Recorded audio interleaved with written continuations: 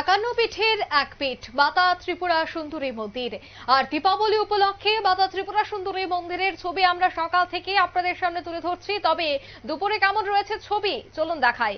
আপনারা দেখতে পাচ্ছেন যে মাতা ত্রিপুরা সুন্দরী মন্দিরের প্রাঙ্গণ কিভাবে সেজে উঠেছে। একদিকে ফুল দিয়ে সাজিয়ে তোলা হয়েছে, ঠিক অন্যদিকে প্রশাসনিক নিরাপত্তাও রয়েছে আঁটোসাঁটো। লাইন দিয়েই কিন্তু সুশৃঙ্খল ভাবে ভক্তরা পুজো দিচ্ছেন। পুণ্যার্থীদের লম্বা লাইন। নয়া পরিকাঠামো তৈরি হবার পর আবারও দেখা গেল প্রচুর ভক্তরা কিন্তু ভিড় জমিয়েছেন মাতা ত্রিপুরা সুন্দরী মন্দিরে পুজো দিতে। এদিনের আজ সকাল এবং দুপুরেও যে ভিড় রয়েছে তার রাতের দিকে আরো অনেকটাই বেড়ে যাবে। সন্ধ্যা 6টা নাগাদ রাজ্যের মুখ্যমন্ত্রী ডক্টর মানিক সাহার হাত ধরেই এই পুজো মণ্ডপে পুজো শুরু হবে।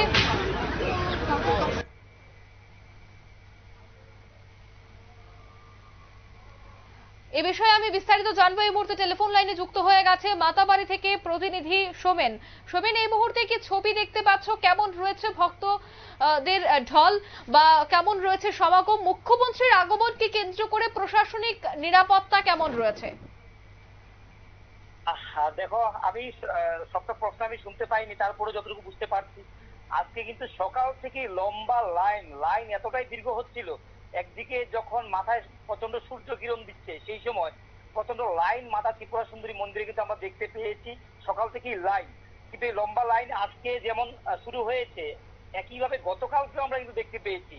গতকালকে কিন্তু প্রচন্ড ভিড় আমরা লক্ষ্য করতে পেয়েছি, যে কারণ দোকানিরা তারা পশরা সাজিয়ে বসছিলেন, একটা প্রচন্ড রাস্তায় ভিড় এবং মন্দিরে ভিড় আমরা দেখেছি।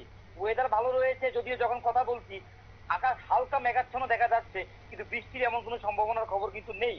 স্বাভাবিক কারণে কিন্তু দুর্গোৎসবের সময় যখন কিছুটা বৃষ্টি আমরা লক্ষ্য করেছি, নবমী বৃষ্টি ছিল, এর আগেও বৃষ্টি ছিল, দশমীটা ভালো কেটেছে, কিন্তু সবকিছু মিলিয়ে কিন্তু আমরা দেখছি এবার দীপাবলি মেলা উৎসব 3 দিন, যেহেতু গতবারও কিন্তু 3 দিন ছিল, এবারও 3 দিন, এবার একটু বাড়তি কিন্তু আমেজ রয়েছে মেলার। কারণ প্রধানমন্ত্রী হাত ধরে কিছুদিন আগে নবনির্মিত মাতাবাড়ির একটা অংশের যে উদ্ঘাটন হয়েছে অবকাঠামোর, সেদিক থেকে যারা সেই স্বচক্ষে দেখতে পারেননি একদিকে মেলায় উপস্থিত থাকবেন, সেই সঙ্গে নতুন যে নির্মীয়মান কাঠামো সেটাকে তারা অবলোকন করার জন্য আসবেন এবং নতুন যে সৌন্দর্য সেটা দেখার জন্য আসবেন, এটা বলাই যায়। এবং সেটা শুরু হয়ে গেছে, সকাল থেকেই শুরু হয়েছে।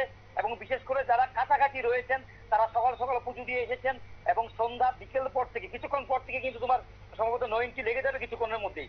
স্বাভাবিক কারণেই তোমার আগে থেকে অনেকে প্রবেশ করেছেন এবং যারা যাবেন তারা কিন্তু প্রস্তুতি নিচ্ছেন। এবং একটা কথা জানিয়ে দিই, যারা আগরতলা দিক থেকে যাবেন তাদের জন্য কিন্তু অন্য বছর রমেশ স্কুল গ্রাউন্ড থাকে যানবাহন রাখার জায়গা, এবার কিন্তু হচ্ছে স্পোর্টস গ্রাউন্ড, যেটা ব্রিজ থেকে শহরমুখী হয়ে যেতে, যেটা ভগিনী নিবেদিতা স্কুল, সেই স্কুলের সঙ্গে যে স্পোর্টস কমপ্লেক্স গ্রাউন্ড, এটা নতুন গ্রাউন্ড, সেখানে রাখতে হবে যানবাহন এবং সেখান থেকেই যেতে হবে বলা যায়। কারণ ব্রহ্মাবাড়ি আগে ব্রহ্মাবাড়ির পরবর্তীতে বাইক নিয়ে যাওয়ার জন্য একটা অনুমতি ছিল, এবার কিন্তু স্পেশাল পাস ছাড়া এদিক দিয়ে বাইক প্রবেশ করতে দেওয়া যাবে না। স্বাভাবিক কারণে যেতে হবে তোমার মাতাবাড়ির যে স্টেশন, ওই রুট রাজনগর হয়ে তোমাকে যেতে হবে ওই দিক দিয়ে, বাকি পাস যারা নেবে। তো অনেক কিছু। আর একটা বিষয় হচ্ছে তোমার আজকে কিন্তু 5:30 থেকেই কিন্তু উদ্বোধনের কথা রয়েছে, মুখ্যমন্ত্রী হাত ধরে উদ্বোধন হবে। এবং সরকারি স্টল সম্ভবত রয়েছে 16টি এবং 19টি সম্ভবত নাকা চেকিং এর ব্যবস্থা রয়েছে। সবকিছু মিলিয়ে কিন্তু আরক্ষা দপ্তর খুব সুন্দরভাবে সেজে উঠেছে, সুরক্ষার বিষয়টির দিকে নজর রেখেছে। একদমই সোমেন, বিকেলের দিকে কি এই ভিড় আরো অনেকটাই বাড়বে?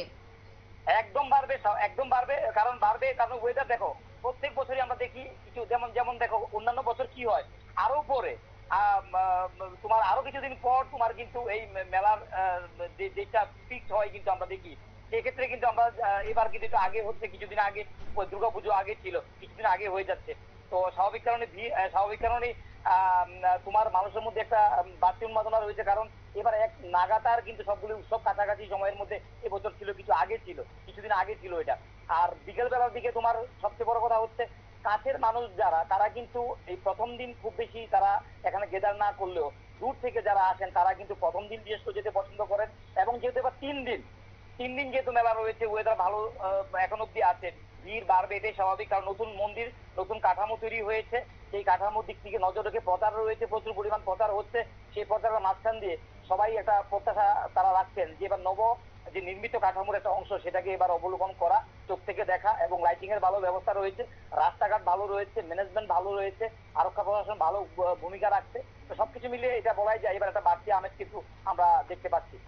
একদমই ধন্যবাদ, তুমি নজর রাখো এবং বিভিন্ন প্রান্তের ছবি তুমি তুলে ধরো। মন্দির নগরী উদয়পুরে ত্রিপুরা সুন্দরী মন্দিরের দেখা গেছে যে সকাল থেকে ভক্তদের ভিড়, এবং আমাদের প্রতিনিধি যা জানাচ্ছে যে রাতের দিকে আরো অনেকটাই ভিড় বেড়ে যাবে। কিছুক্ষণের মধ্যে নো এন্ট্রি দিয়ে দেওয়া হবে, তারপরই রাজ্যের মুখ্যমন্ত্রী অর্থাৎ বিকেল 6টা নাগাদ রাজ্যের মুখ্যমন্ত্রী উপস্থিত হবেন এবং সেই দিঘির সামনেই হবে মঙ্গল আরতি।